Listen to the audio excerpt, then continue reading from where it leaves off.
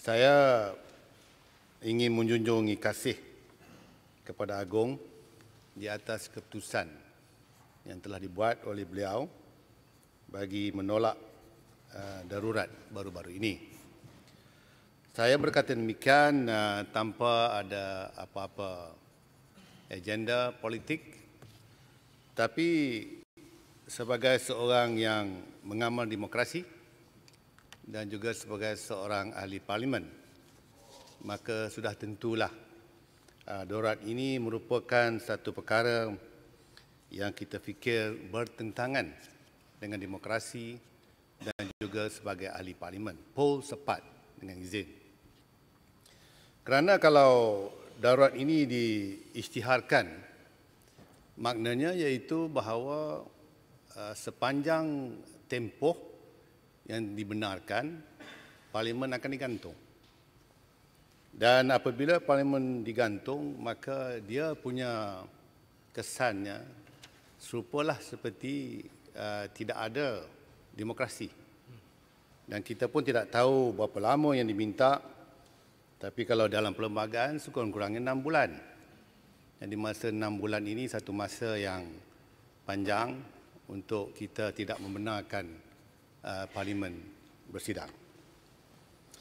Namun saya ingin menyatakan itu bahawa keputusan yang dibuat oleh Seri Paduka Yang di-Pertuan Agong adalah satu keputusan yang tepat dan betul, right and proper. Kerana apa yang dilakukan oleh beliau itu, baginda, apa yang dilakukan oleh baginda itu adalah merupakan sebenarnya kuasa yang sememangnya diberikan kepada baginda untuk berbuat demikian, iaitu di bawah artikel 150. Kita kena faham iaitu bahawa perlembagaan ini adalah satu buku undang-undang tubuh yang semestinya apabila dianya dibentuk, diwujud, dia mesti senang difahami oleh rakyat. Dia bukan satu buku yang hanya dikhususkan kepada peguam, kepada pengamal undang-undang ataupun hakim-hakim.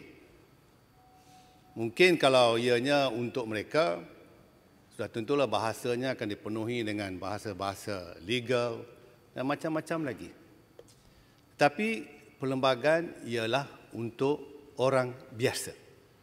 Bermakna perkataan-perkataan yang digunakan itu bukanlah perkataan yang susah untuk rakyat biasa memahami. Apa yang disebut, itulah. Dan lagi satu perkara yang kita bila bercakap tentang perlembagaan, satu, dia mesti mudah difahami. Kedua, versi sahih ialah versi bahasa Melayu, iaitu bahasa kebangsaan.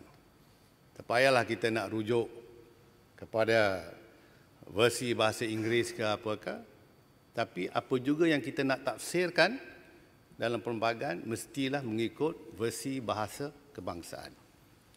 150 ni, Tuan Yang Bertuah, cukup mudah. Kalau izinkan saya membaca 150-1.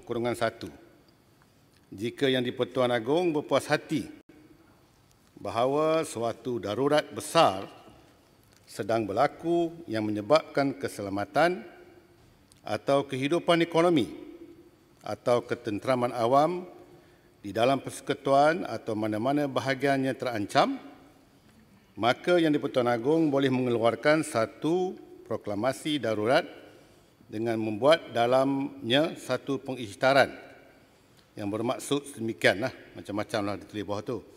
Jadi proklamasi ini sebenarnya untuk dia perkataan yang penting ialah berpuas hati. Ya, berpuas hati. Jadi kalau Tuanku Baginda Agong berpuas hati, maknanya barulah boleh mengisytihar. Kalau tidak, dia berhak untuk menolaknya. Walaupun di kalangan peguam-peguam kita faham itu bahawa dianya mesti dibaca dengan artikel 40, iaitu artikel 40 mengatakan iaitu apa, Yang di-Pertuan Agong hendaklah bertindak mengikut nasihat. Ya. Itu umumnya. Tapi khusus 150 ini apabila disebut berpuas hati, Agong mesti berpuas hati. Tidak konsistenlah kalau sekiranya kita mengatakan dia tidak ada hak sebab puas hati ini walaupun atas nasihat Jemaah Menteri mengatakan iaitu bahawa dinasihatkan untuk mengisytihar darurat, tapi berpuas hati itu khusus kepada Agong. Dia ada perasaan, dia ada orang kata kebolehan untuk bertanya kepada khalayak ramai sama ada sesuai ke tak sesuai ke. Jadi sebab itu saya tetap menyatakan itu bahawa Agong mempunyai kuasa budi bicara dia. Dan seperti mana juga kita tahu di bawah 158 iaitu jika mana 158 ya, dia kata dalam hal puas hati yang di-Pertuan Agong yang disebut dalam fasa 1 dan fasa 2B adalah muktamad dan konklusif dan tidaklah boleh dicabar atau dipersoalkan di dalam mana-mana mahkamah atas apa-apa alasan. Dan tiada mahkamah boleh mempunyai bidang kuasa untuk melayan atau memutuskan apa-apa permohonan, soal atau prosiding dalam apa-apa jua bentuk atas apa-apa alasan mengenai kesahan hal puas hati tadi. Jadi sebenarnya sepatutnya mahkamah straightway lah apabila ada permohonan untuk mempertikaikan keputusan yang di-Pertuan Agong berkenaan dengan kepuasan hatinya, patut awal-awal ditolak. Daripada kita berdiam diri seperti begini akan mendatangkan satu suasana yang tidak senang, yang sentiasa orang kata tertanya-tanya kerana tidak ada finality dalam soal ini.